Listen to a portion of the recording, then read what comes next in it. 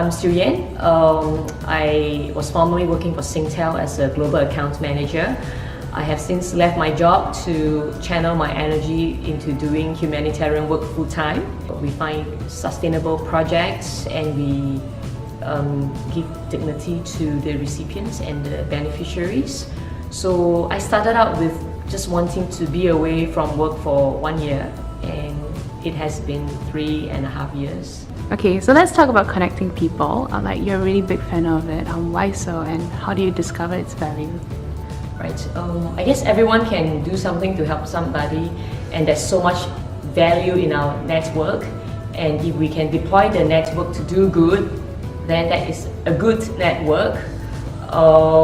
So the Good Exchange, which is a platform that we have, promotes the exchange of all good things to help people, as matching a beneficiary to a donor, and that's how people can deploy their network to do something good to help somebody. So we often hear of the term user empathy, and this is also very relevant in your line of work. So can you share with us why is this so important?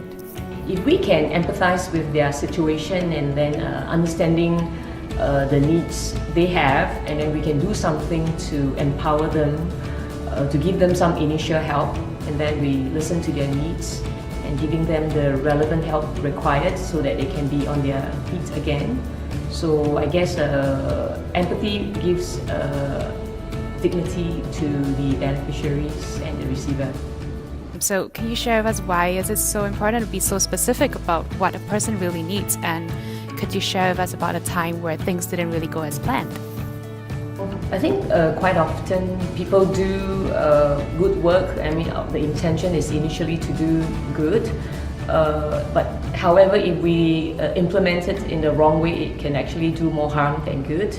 So an example is maybe some people would like to do some corporate social responsibility, and then when they go to an organization, they actually give what they wants to give instead of asking what the beneficiary needs. Example is a company who wants to join us on the trip to Cambodia, and then they thought like it would be nice to give a rice cooker to the village woman without thinking that there's no electricity in the village, and the people in Cambodia don't really use an electric rice cooker to cook rice, or they might suggest that, oh, come, let's go and clean their house or paint their house.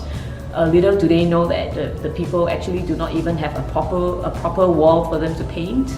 And if we were to help them to clean their house and throw away the rubbish, then there will be absolutely nothing left in the house of the beneficiaries. So these are some of the things we need to think about, is to understand the ground situation, talking to the beneficiaries, and thinking and about what we can really do for them is what they need and not we want to do for them or what we think they need.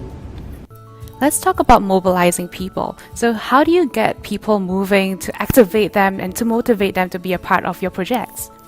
One way is we actually deploy the use of social media to show the volunteers or the donors the possible work that they can do, and then we use stories and documentaries to evoke some emotions in them, and so that they could see for themselves the impact that they could help to create if they can join us on the trip.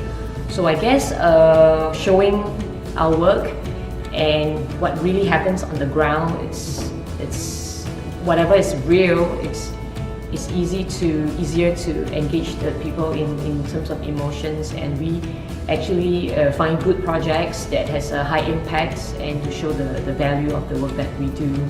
So whatever your passion may be helping old people, be helping children, or helping the animals, whatever that calls out to you, if you make an effort, you find time for it, you can absolutely make it happen.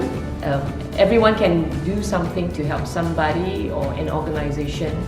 All you need to do is to just tell yourself to give time, just a few days in a year, to take actions and do some volunteer work, and I'm sure that you will find that it is a lot more meaningful than just giving funds.